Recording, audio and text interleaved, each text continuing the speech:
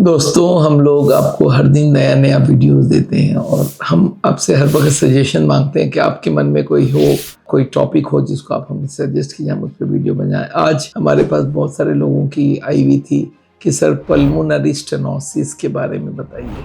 Pulmonary valve होती है, आपको मालूम है हार्ट में 4 वाल्व होते हैं, 4 चेंबर होते हैं और चारों के बाहर जाने का जो रास्ता है उसमें एक वाल्व होता है।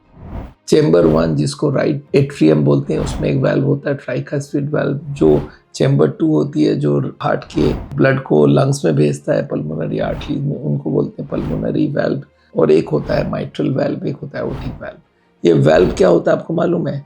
वाल्व में एक चारों तरफ की बाउंड्री होती है जिसको हम आप दरवाजा के तरह मान लीजिए, तो इसको चौखट बोलते हैं। और अंदर 2 पल्ले या 3 पल्ले होते हैं, इसको बोलते हैं वाल्व कस्प। कभी कभी ये वाल्व की जो कस्प है, जो दरवाजे हैं, वो आपस में चिपक जाते हैं और वो छोटा हो जाता है, इसको बोलते हैं स्टेनोसिस। और कभी वो बंद नहीं होता तो इसको बोलते हैं रिगर्जिटेशन। तो ये जो पल्मोनरी स्टेनोसिस है ये बच्चों को बहुत कॉमन है। ये जेनेटिक प्रॉब्लम मोस्टली होता है। कभी कभी ये भी होता है कि कोई बैंड या कोई चीज़ को उसको दबा दे उस वाल्व के ऊपर। पर ये पल्मोनरी स्टेनोसिस बहुत कॉमन है और इसका जो सबसे बड़ा एक्कम्पेनिमेंट इसको हम लोग बोलते हैं फैलेट्स टेट्रालॉजी। तो उसमें 3-4 चीज़ें होती है और उनमें से पल्मोनरी स्टेनोसिस भी एक चीज़ है। एक जो होती है इसको जेनेटिक बीमारी होती है, इसको बोलते हैं नूनन सिंड्रोम। इसमें भी पल्मोनरी स्टेनोसिस होती है। और एक्वायर्ड कभी कभी रूमेटिक हार्ट डिजीज जिसको बोलते हैं, जिसमें हार्ट के वाल्व डैमेज हो जाते हैं।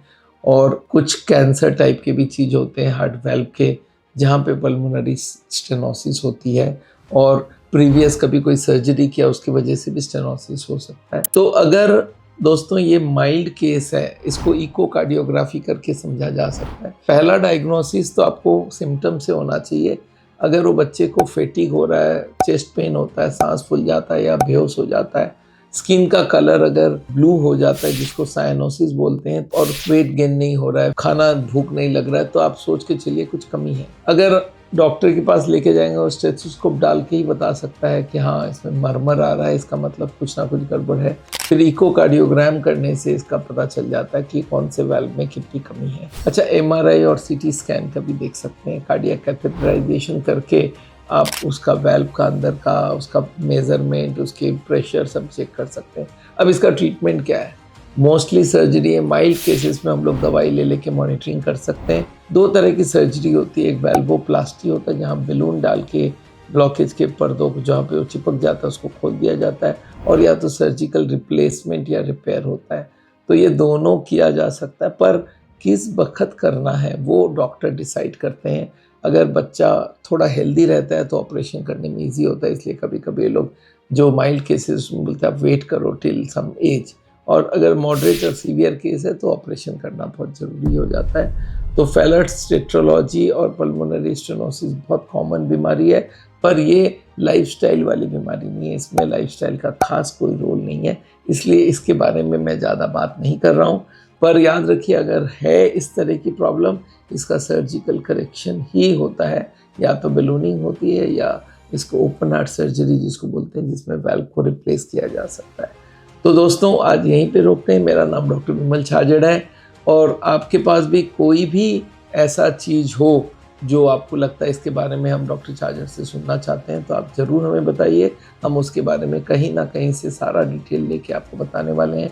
हमारी लेक्चर की सबसे खास बात है कि हम इसको सिंपल बनाते हैं, आपके लैंग्वेज में कन्वर्ट करते हैं और लॉजिक से कहीं डिबेट नहीं करते हैं। ऐसा नहीं बोल देते हैं कि भाई नहीं आप खड़े खड़े पानी पियोगे तो आपका नुकसान हो जाएगा, बैठ के पानी पियोगे तो फ़ायदा होगा। ये सब का लॉजिक बहुत सारा नहीं है, पर लॉजिक जहाँ पे है वो जानना बहुत ज़रूरी है, और लॉजिकल चीज़ें ही साइंस को बढ़ावा देता है। तो दोस्तों आज यहीं पे ख़त्म करते हैं। मेरे को आप कभी मिलना चाहो तो आप हमारे देहरादून वाले क्लिनिक में शिवपुरी में मिल सकते हैं, जहाँ पे हमारा रिसोर्ट है, या कलकत्ता, बेंगलोर और बॉम्बे में भी मैं बैठता रहता हूँ टाइम टू टाइम। तो मिलते हैं आपको। Thank you so much.